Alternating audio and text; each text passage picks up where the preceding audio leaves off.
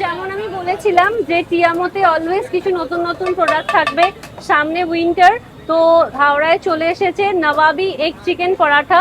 Normal আলুর পরোটা, ছাতুর পরোটা আমরা সবসময় খেয়েই আসছি, তো এইটা হচ্ছে নবাবি এগ চিকেন পরাঠা, যেটা অনলি পাওয়া যাবে টিয়ামোতে, হাওড়ায়।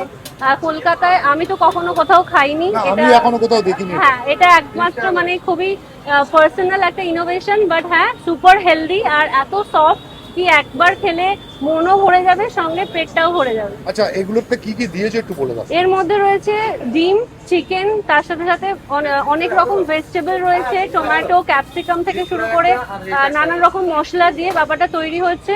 আর প্রচন্ড হেলদি, আর শীতকালে খাওয়া মানে ওই যে আমাদের একটা শরীরটা একটু হ্যাঁ আলাদা গরমও থাকবে। হ্যাঁ গরম থাকে।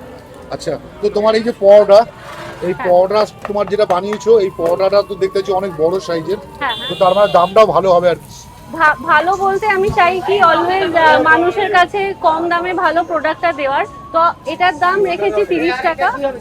পরবর্তীকালে কস্টিং ওয়াইজ দাম সেটা ডিপেন্ড করছে মার্কেটের ওপর, বাট আপাতত এটা মাত্র 30 টাকা দাম। মাত্র 30 টাকায় এত বড় একটা পরোটা, হ্যাঁ। তার মধ্যে ডিম, চিকেন, মানে একটা অমলেটের দামই তো 10 টাকা। একটা অমলেটের দাম 15 টাকা।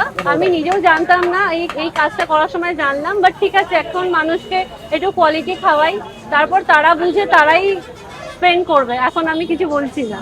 আচ্ছা, তো এত সুন্দর একটা হেলদি খাবার খেতে গেলে হ্যাঁ। এখনো তোমার অ্যাড্রেস যারা জানে না তাদের অ্যাড্রেসটা একটু বলো। তাদের জন্য বলে দিই, এটা সৃজন ইন্ডাস্ট্রিয়াল লজিস্টিক পার্কের ঠিক উল্টো দিকে, অঙ্কুরহাটি বাস স্টপ থেকে 300 মিটারের ডিস্টেন্সে সরস্বতী ব্রিজ, তার ঠিক এন্ডেই দোকান টিয়ামো বাই পাপিয়া ঘোষাল।